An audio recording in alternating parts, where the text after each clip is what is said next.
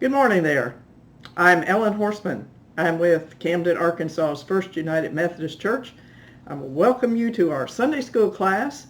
We are following along in one of the immersion Bible studies, this one on the Psalms, written by J. Clinton McCann Jr. And I will refer to things that he says in that book, but also I will refer, when I talk about Psalm 3 in a little bit, to what Clinton McCann says in the New Interpreter's Bible about that psalm.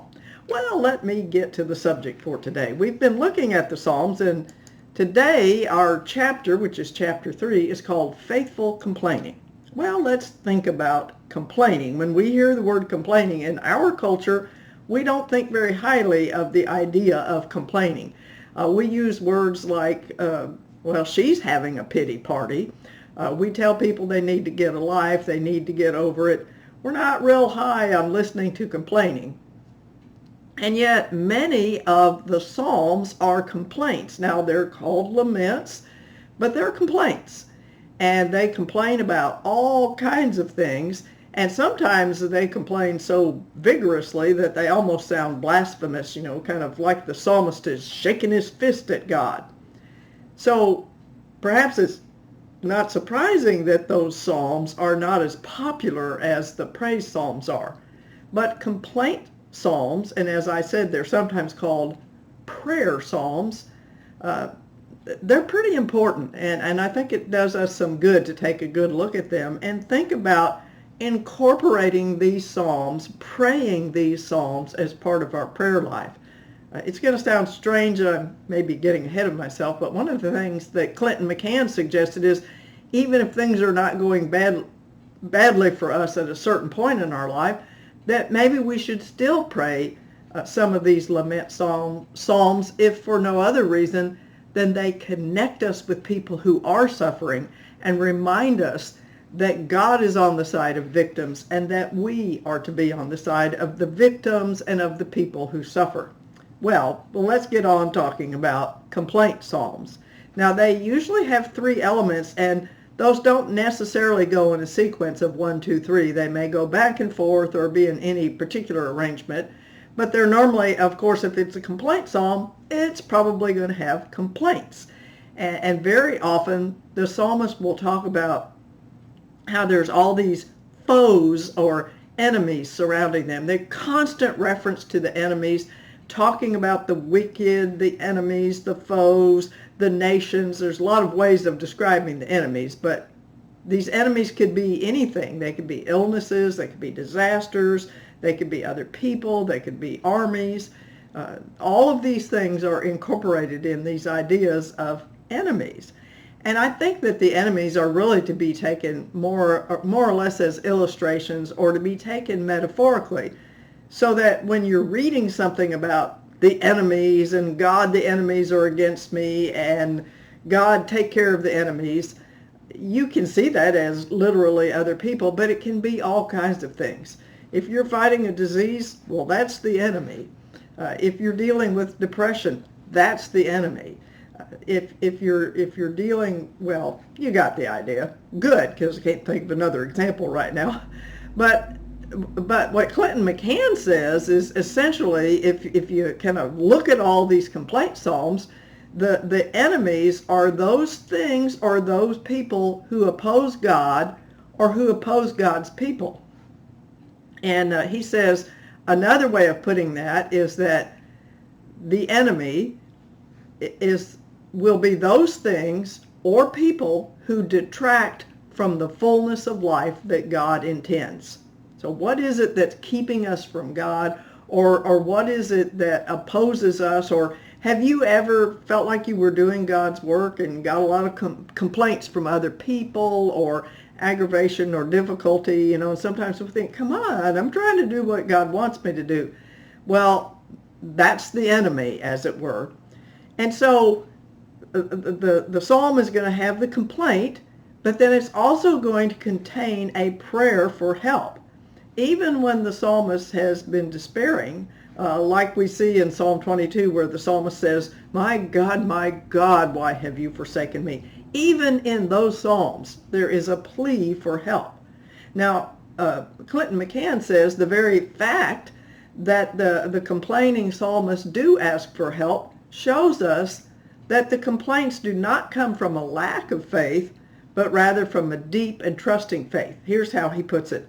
The brutal honesty of the complaints indicates a real depth of relationship between the psalmist and God, because the psalmists entrust themselves fully to God, and because they fully trust God to help, the psalmists are free to say exactly how they feel without worrying about offending God.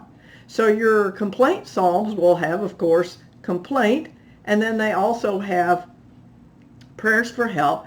And finally, not necessarily in that order, but finally there is an expression of trust, or what many scholars have called the certainty of being heard.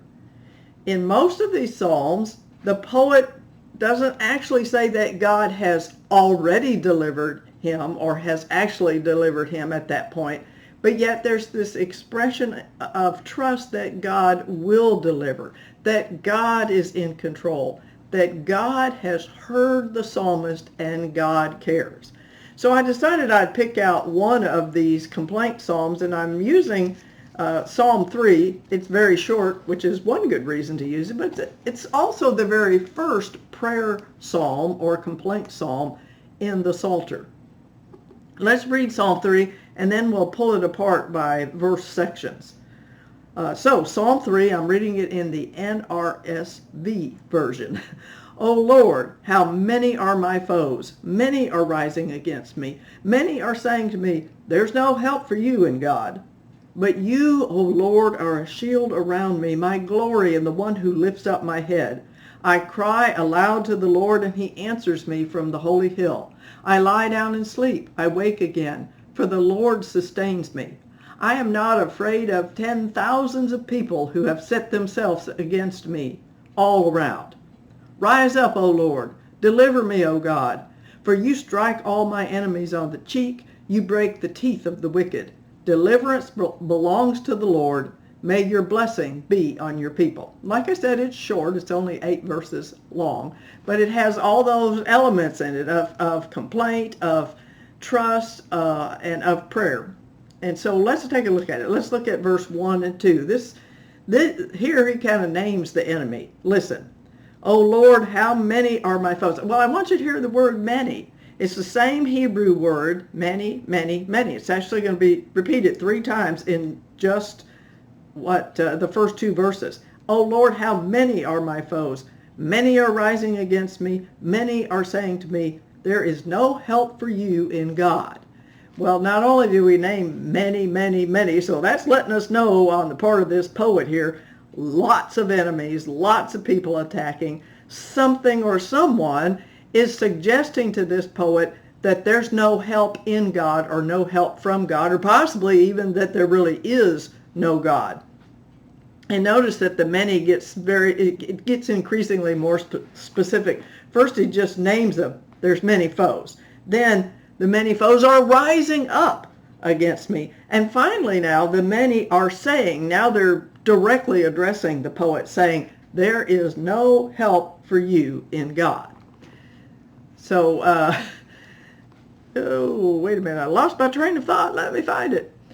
Oh, yes, here we go. In the New Interpreter's Bible, sorry about that, in the New Interpreter's Bible, Clinton McCann says that statement, that there is no help for you in God, that statement, he says, reveals these foes to be opponents not only of the psalmist, but also of God. I don't know if you remember when we talked about Psalm 1 a couple of weeks ago, but the wicked were the people who trusted in themselves and not in God.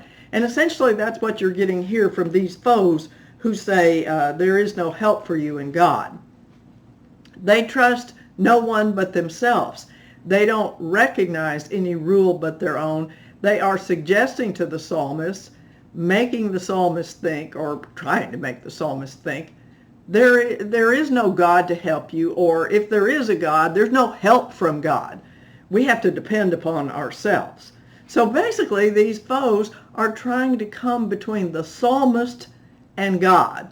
And McCann said that in the Hebrew, in these first two verses, the first word in the Hebrew is Lord, and the last one is me. And in between is the discussion of the foes. And he says that's kind of like what's happening here between God and me. The foes are trying to come with their statement that there is no help in God. So now let's go to verse 3 and 4. So we've seen, you've got these foes that are attacking and saying that there's no help in God. But, says the psalmist, but you, O Lord, are a shield around me, my glory, and the one who lifts up my head. I cry aloud to the Lord, and he answers me from his holy hill. So there might be a lot of enemies surrounding him, trying to come between him and God, but the psalmist is asserting his trust, saying that God is a shield all around him, surrounding him, and he says, my glory.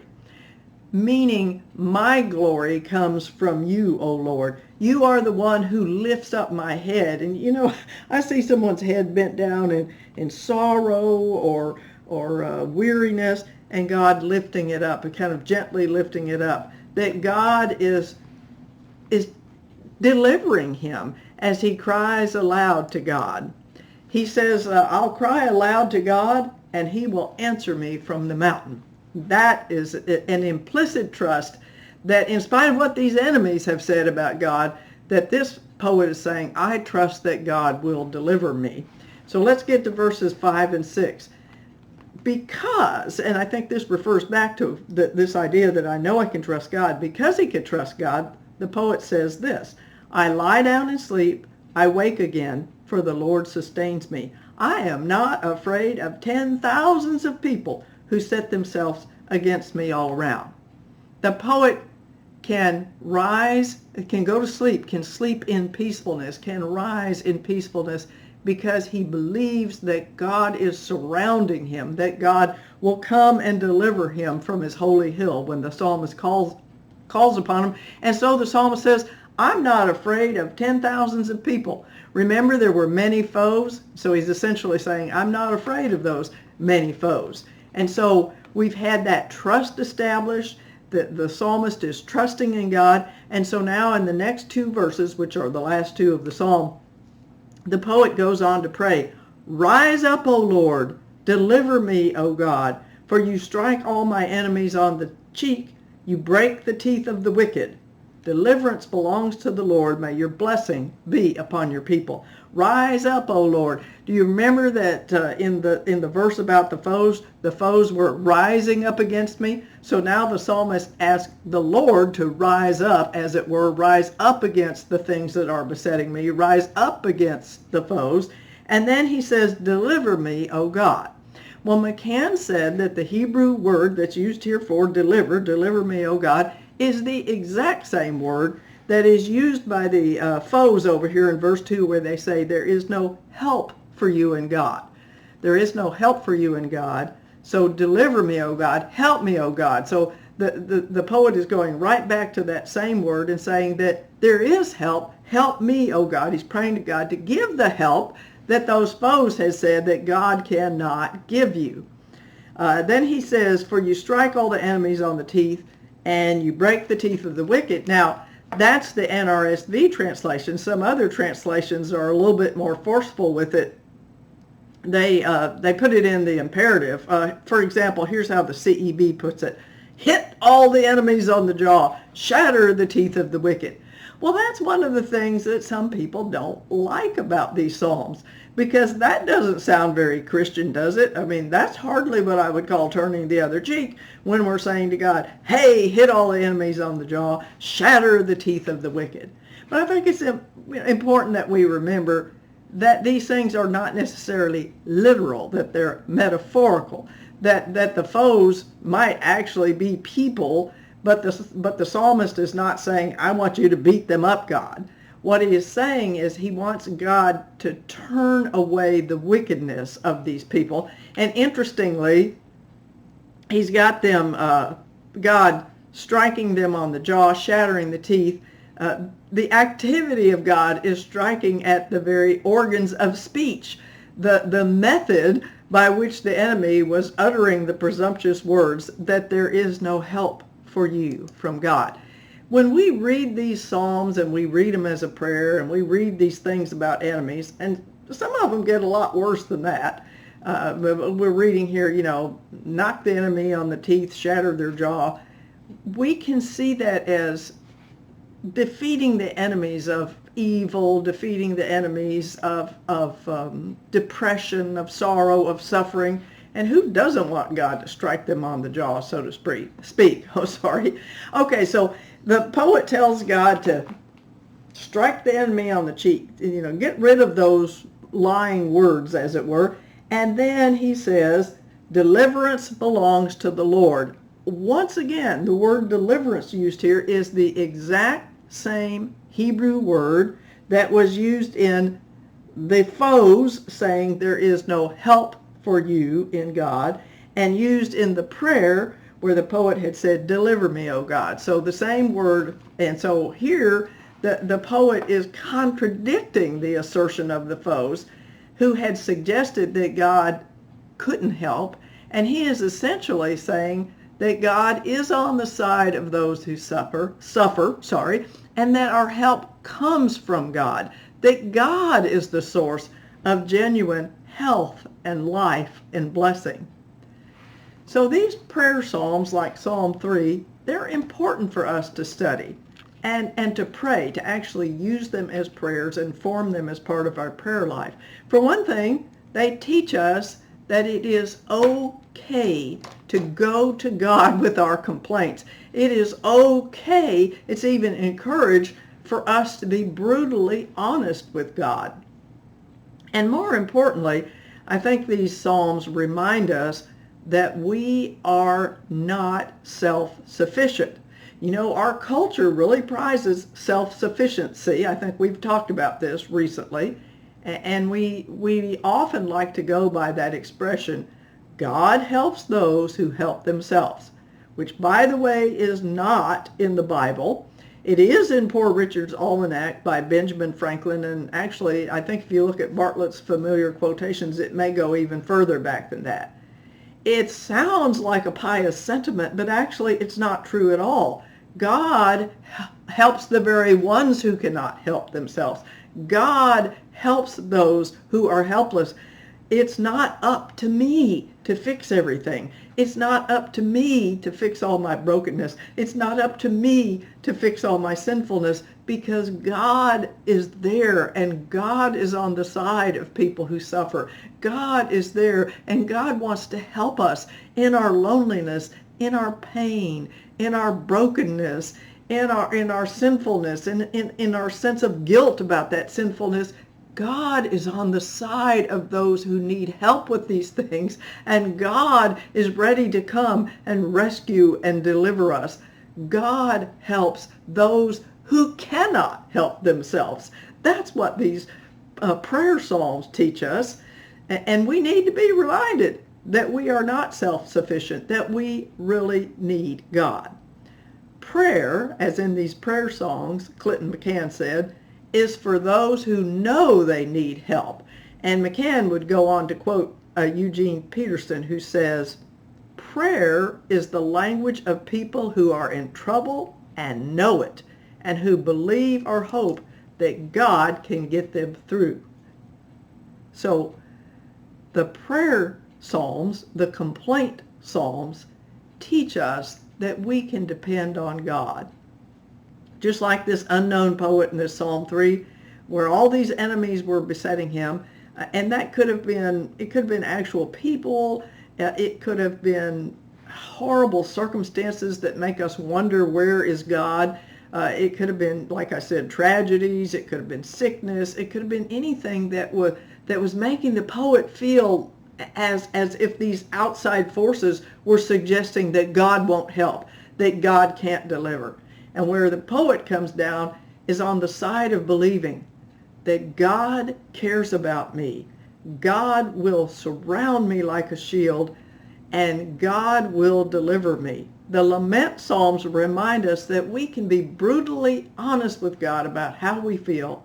We can go to God with our request, and we can trust God to be on the side of the suffering, to be on the side of victims. We can trust God to love us enough to want to help us, to listen for our cries for help, and to be ready to rise up, help us, and deliver us. My friends, I encourage you, pray the Psalms. Use them in your prayer life. Go to God with your needs. Go to God with your honest feelings. He is ready and willing to deliver you. May God be with you all. Amen.